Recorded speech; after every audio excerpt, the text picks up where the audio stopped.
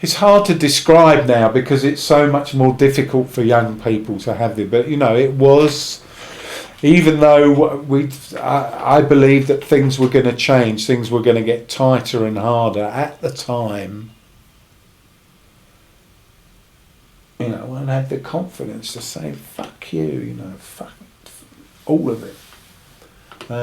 Which is maybe a luxury, but there is a great sense of personal satisfaction and a buzz in sticking two fingers up to the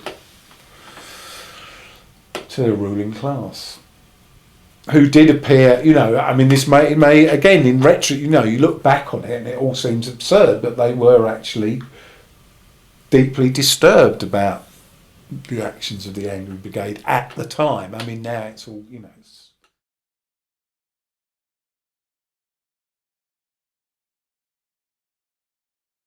I was born in Kilburn in 1948, and then moved when I was about 5. We moved to Willesden, and so I went to a local primary school, Gladstone Park Junior Mixed. My mum and dad were both Geordies, and I did.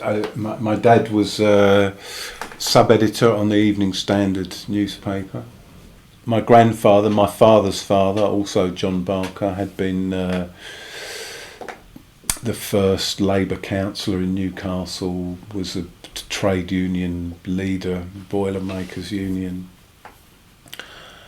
and both my mother and father, I don't think they weren't active. They were Labour supporters without being particularly active in the Labour Party. And the real difference was, my father was an atheist and my mother was a quite serious Christian from a Christian family, and so I used to go to. It was she who took me to church. I had this teacher who at the age of 10, I was at war with. Miss Dunbar, her name was. She was a very stringy Scottish woman, and she was a nasty piece of work. And we were at war, and this war started, and I suppose this must have been some not directly political thing from my parents, but the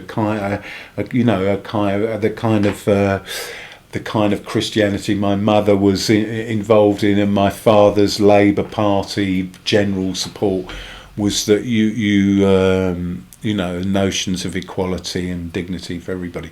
So there's this moment where it would have been the Christmas of 1958.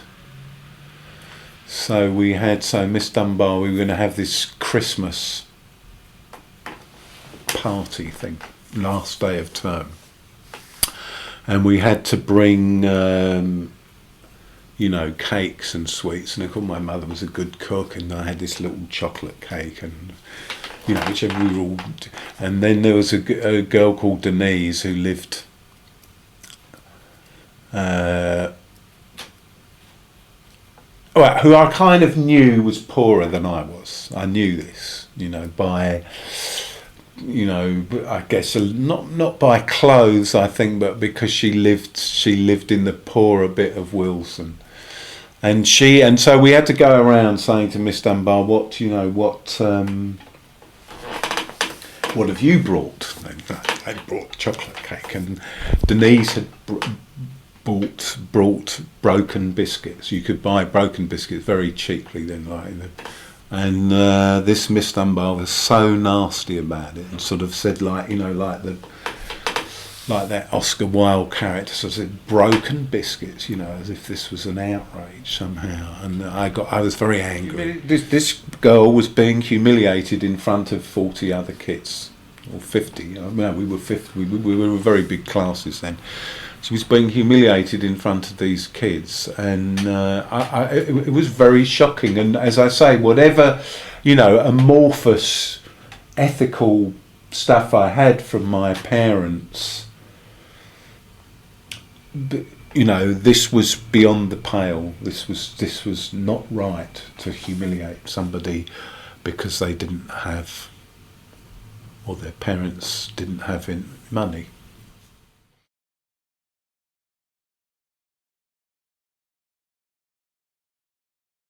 So I went to a completely different school,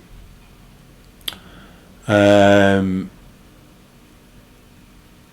which nearly all the kids there were far better off than my family, and it was a very it introduced me to a whole northwest London Jewish cultured world. A lot of these kids, their parents had been emigres and so on. So that was a real, so in terms of, cultural eye-opener. And I thought, oh, here is a world, here is a civilised, humanist world. That's wonderful, and I want to be part of it, I guess. But in this school, a couple of times, people have offended me, and I whacked them. And, this was okay, but there's this point, I can't remember, I was either 13 or 14, I always remember this kid had a donut, and he said something that really, and I whacked him, and I see his blood coming out of his mouth, and he had this donut, and I suddenly felt, then I felt very ashamed. I thought, this is not the way to behave. This is not how people behave here.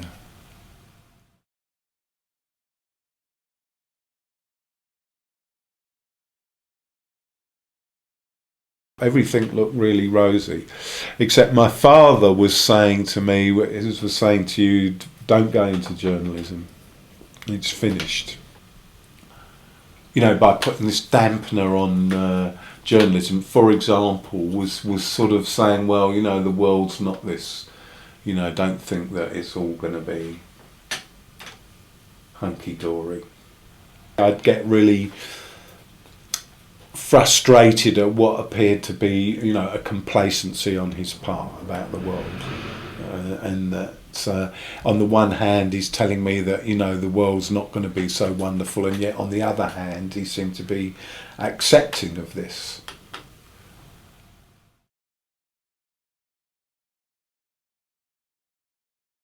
Anyway, then I went to Cambridge, yes, in 1966 to study English. I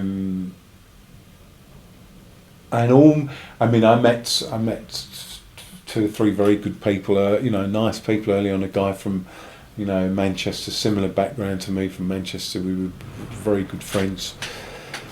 But at the same time, I actually came across children of the English ruling class, and who were, on their train to be the next generation of the ruling class, and it was so. It's different. You know about this intellectually. You read about it. And when you actually see these people, they're living in the same college as you are.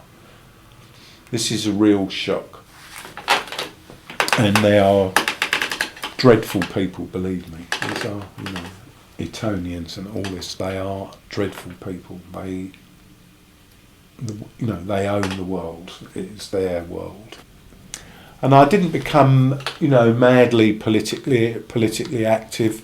Was a bit involved in radical street theatre, but not sort of conventional politics, whether revolutionary or not. Until really my sort of halfway through my second year. I met these actually as the real very bright working class Cambridge students who were a year older than me, and they were situationists, and this was all very exciting. You know, they were turning notions of legality on, you know, why legality was bourgeois legality, and, you know, why all this playing, you've got to play by the rules. Well, why play by the rules? Why not break the rules? And this was very exciting. In my final year, everything started to pull together. I kind of backed away a little bit from this, you know, the excitement of the situation. So I kind of absorbed that, and the directness of the street theatre. But this really, this found itself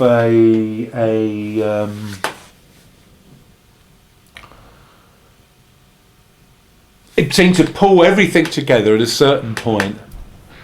About 6 of us, we decided we weren't going to take our final exams. That was the thing, when everything suddenly came together and you said, well, in our own small way, here we are in the pinnacle of an unjust system which is built on notions of elite and elitism, which has remained, you know, central to my politics ever since. It is that this idea of a campaign against elitism, in which we would rip up our finals papers, that kind of brought everything together.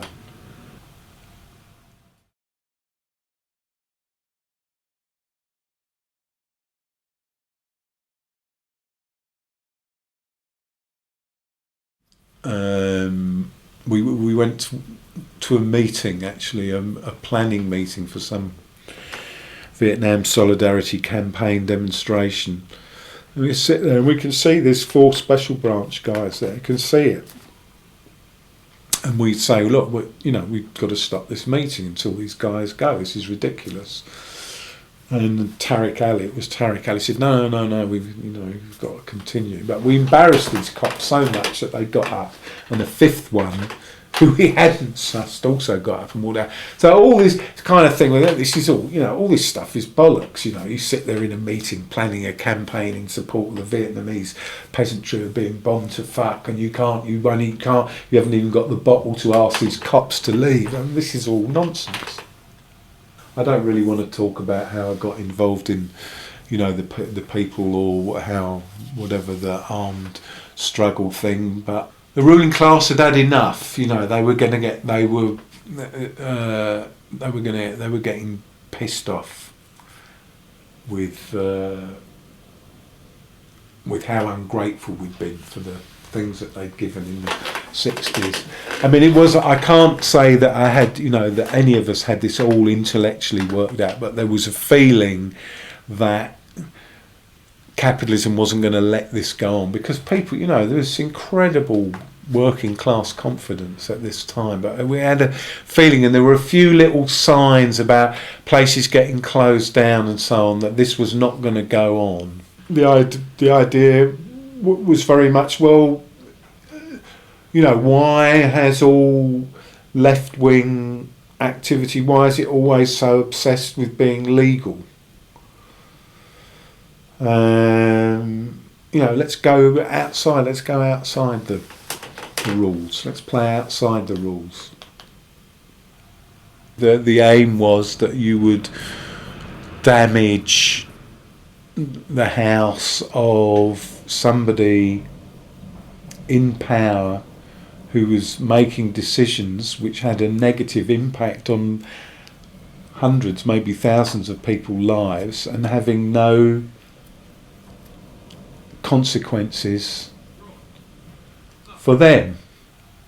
I was interested in redressing this balance and saying, yes, it has consequences, it has consequences for you.